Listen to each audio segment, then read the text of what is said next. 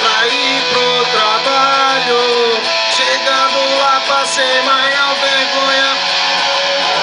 Meu chefe disse que eu estava fumando.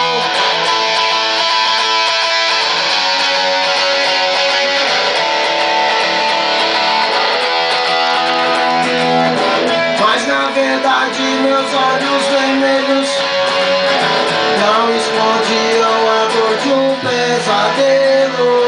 Ele pediu uma explicação. Eu disse que o problema estava no coração.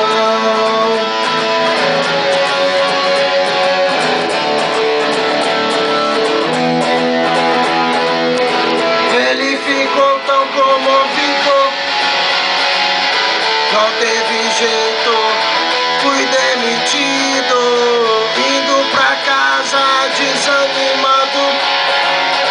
Pra completar ainda fui assaltado. Eles levaram todo o meu dinheiro e ainda disseram que iam gastar no puteiro.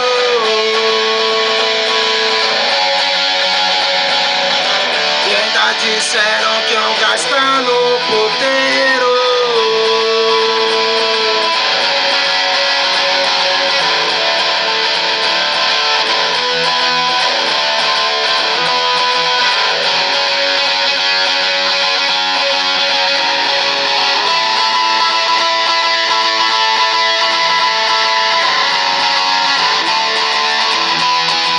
Hoje o meu dia começou errado.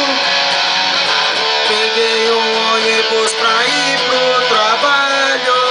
Chegando lá passei maior vergonha. Meu chefe disse que eu estava fumando.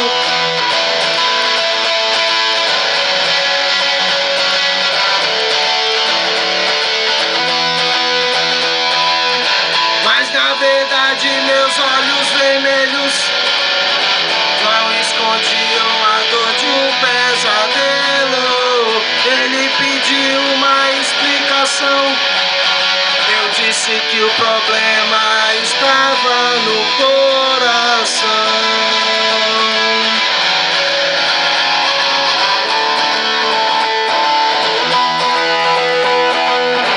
Ele ficou tão comovido, não teve jeito, fui demitido, indo pra casa desanimado. Pra completar ainda fui assaltado.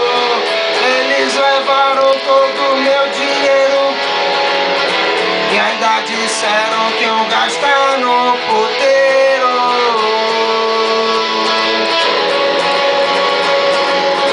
E ainda disseram que iam gastar no puteiro.